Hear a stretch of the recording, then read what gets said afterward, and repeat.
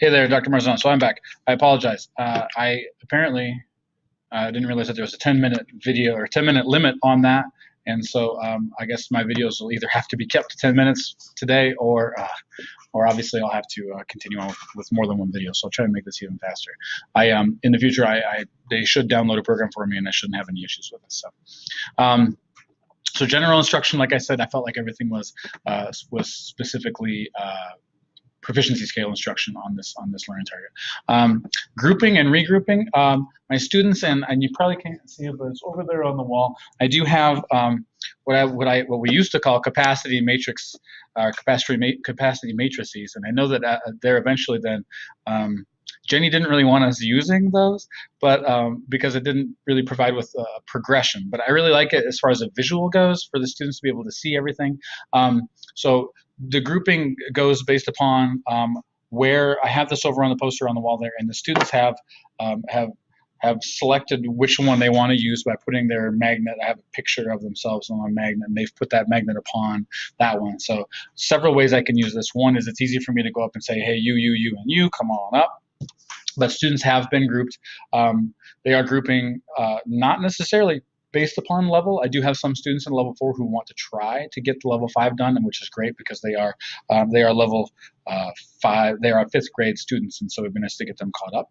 But I'm grouping based upon the learning target, and so they are sitting with their groups. They are meeting with me in small groups based upon those learning targets. And as soon as they move on to a different learning target, I had one student, Jin Chai today, is a go-getter, and he went and finished up his R102, and we celebrated, and now he is joined another group. And so grouping based upon learning target for this unit is how we're going to be working.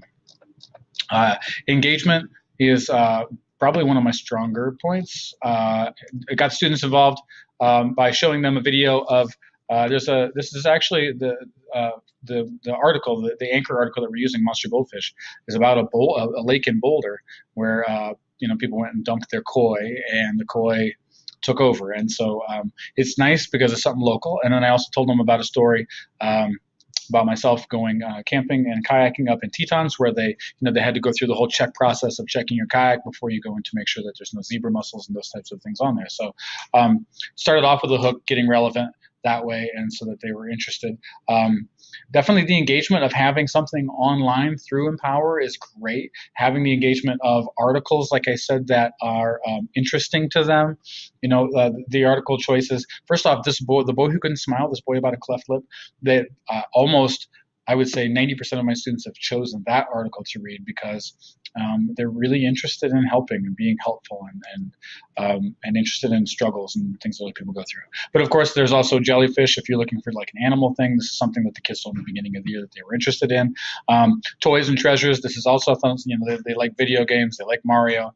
And then the ice cream and history and ice for all was just kind of my choice as one that I think they might enjoy.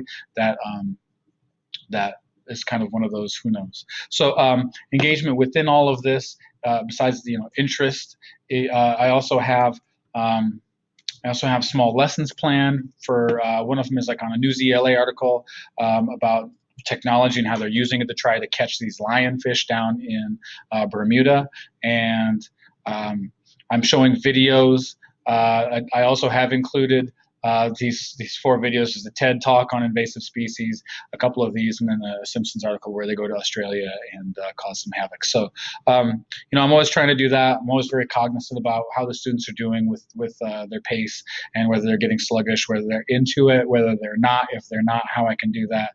So, I have one student who I think I might have to try to get a different kind of article going in here, something because he's not buying in. So we'll see. But everybody else, is doing great. Energy level is very high, but that's definitely something I'm always thoughtful about. Comfort, safety, and order. We have our room laid out to the best, to what I feel like provides the best. We all have to be in here. There's 32 of us in here today now. We have 32 students.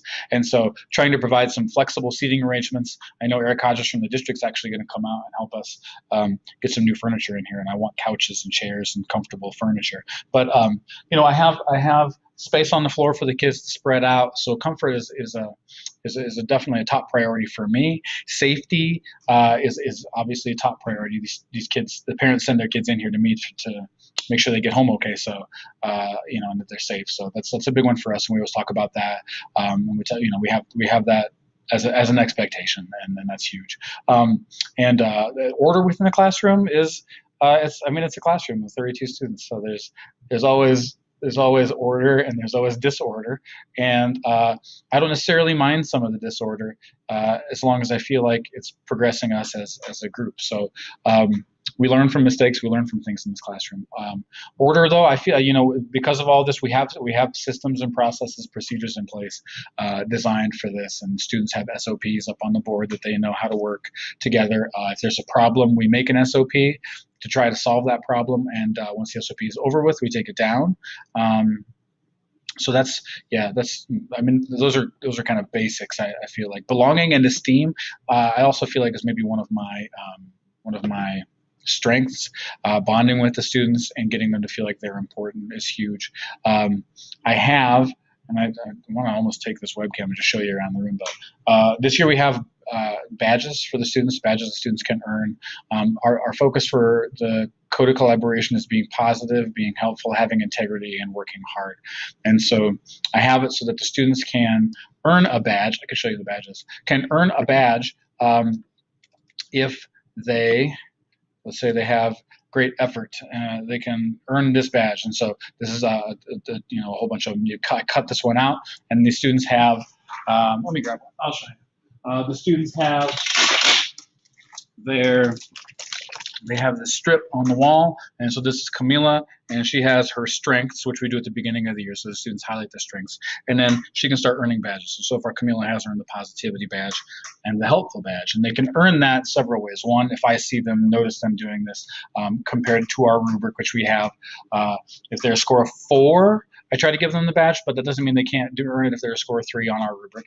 And the other way is students can nominate other students to give them a badge based upon something that they've seen or some way that they helped them. So through all of this, I feel like students, with my huge classroom culture, students feel like they belong and they feel like they're a part of something bigger. And so definitely, like I said, one of my strengths.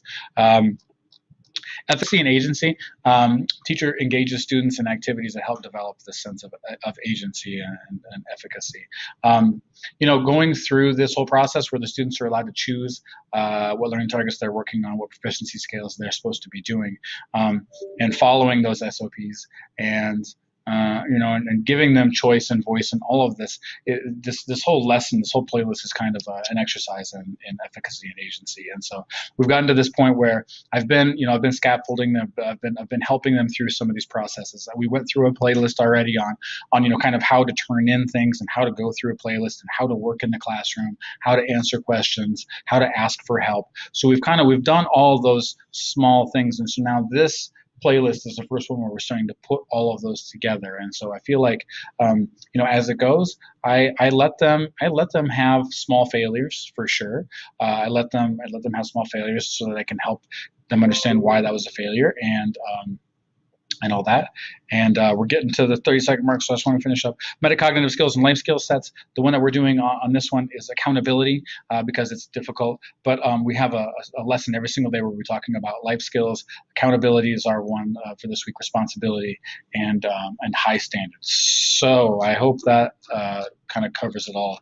Let me know, give me feedback on this if you can, or just feedback on the process. And if this was way too long and